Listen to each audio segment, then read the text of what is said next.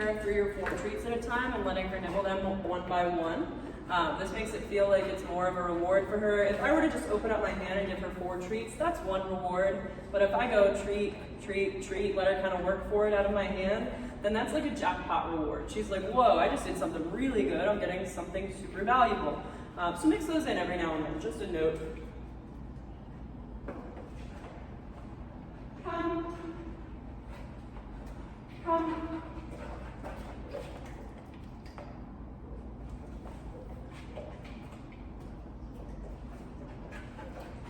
Come. Come. Good.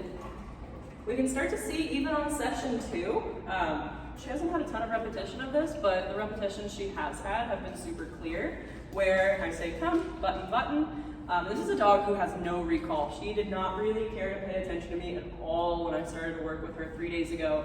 But the 2 little recall sessions and then the eye contact marker sessions we've been doing, this dog is like, what do you want from me? We're ready to go. I know you have treats and I'm going to figure out how to work for them. That's the attitude we want. That's what we want to see. It happens quickly. Don't be afraid to use treats, because I'll say this many times, we can phase them out very quickly, but we have to make our dogs want to work for us. Come. We got one little tap there. Didn't really need it, but we're not going to a lot with her, so I'm at a low level, and I'm just going to say come and tap regardless of whether she hesitates, and then keep tapping if she hesitates until she turns toward me, because this is a dog who needs a very, very strong off-leash recall, so we want to make sure that it's very well ingrained in her that when she feels this in the context of come, to come back to us, and that's how we'll turn it off. Come. Yeah! That way, when she sees a squirrel or tries to dart out the door, and we do have to use this at a higher level, she's not going to panic. She's going to be like, ah, I know what that means. Turn right around, no stress. Come. Good. And you can see that it took a little bit longer. She hesitated. She smelled something interesting. So the whole time I was holding my hand up, I was using that button. As soon as she committed to coming toward me, button goes down.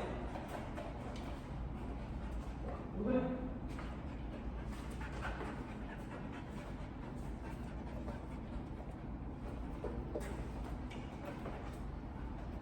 Come. Nice. Now that she's doing really well, I'm going to start asking her to sit when she gets to me. So as of now, she knows to sit with leash pressure. If your dog doesn't, don't start that just yet, because we have no way to follow through. We just want to reward those recalls. We'll work on those next time or next video. We'll see how it pans out. But I'm going to go come. Good. When she gets to me, sit. Button, button, button, and then leash pressure up. Nice. That way we don't have that drive-by, sit, where she comes to us and just shoots right past, goes to knock over grandma. Good job. We're going to reward pretty heavily. And remember, this is on a very low level. We don't want her to feel like she's getting corrected for coming back to us. We do not teach on high levels. These low levels will be used pretty heavily for this first week or 2, then we won't really see them again because we'll barely be using the remote. But for right now, we're just using those low levels that don't really cause much of a behavior change. This is more about communication. Come. Come. Sit. Nice. And you can see she did kind of do a quick drive-by there, so instead of me dragging her back to me, she went that way, I went this way. You're going to have to really commit to coming to me. Nice. Good.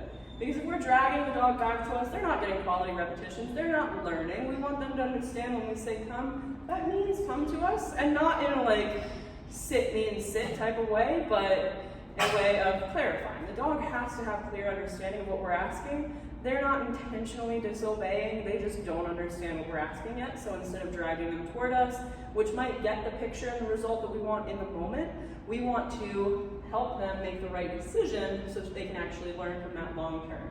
Free. Good. Nice, you already hit to that one. She already knows when I throw a treat, she's gonna get called right back, which that's fine. It's a fun little trick for the first session, but it doesn't last long.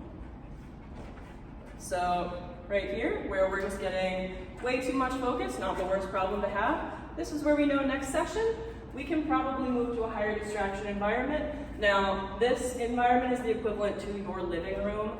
And don't think higher distraction means, okay, we're gonna go to the park now. Higher distraction might literally mean for your dog, you go to the basement, or you go to the office, or you go to the kitchen.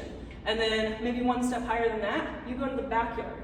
Or if your neighborhood isn't too busy, you go to the front yard. But we're working up in baby steps for each section. We don't want to throw too much at them too fast.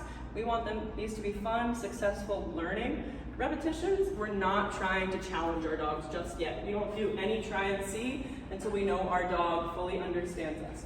One more, come, sit. Nice.